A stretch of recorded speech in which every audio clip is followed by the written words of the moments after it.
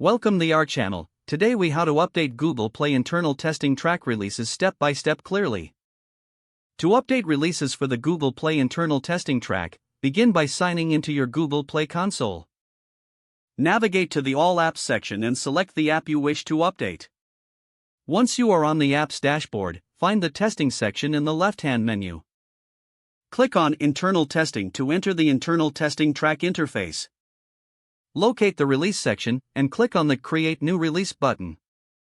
You will see a prompt to upload your APK or app bundle. Drag and drop your APK or app bundle file into the designated area or click to browse for it.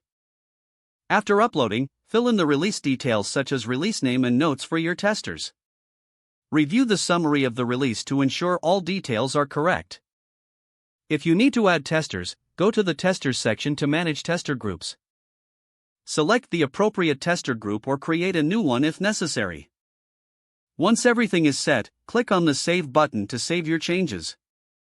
Now, click on the Review button to check the details before rolling out. Confirm that all information is accurate and then click on the Start Rollout to Internal Testing button. A confirmation dialog will appear. Click Rollout to finalize the process.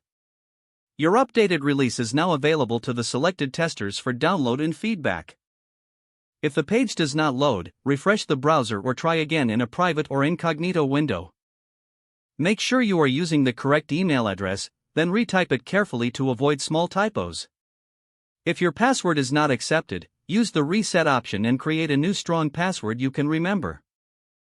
Check your spam folder for verification or security emails, then complete any requested confirmation steps.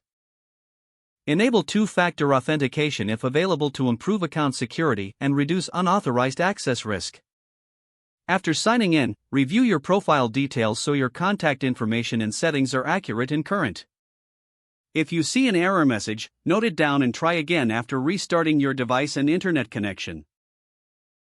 Log out when you finish, especially on shared devices, to keep your account and payment information secure.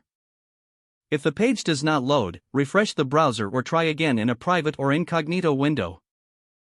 Make sure you are using the correct email address, then retype it carefully to avoid small typos. If your password is not accepted, use the Reset option and create a new strong password you can remember. Check your spam folder for verification or security emails, then complete any requested confirmation steps. Don't forget to like this video and subscribe to our channel for more step-by-step tech guides.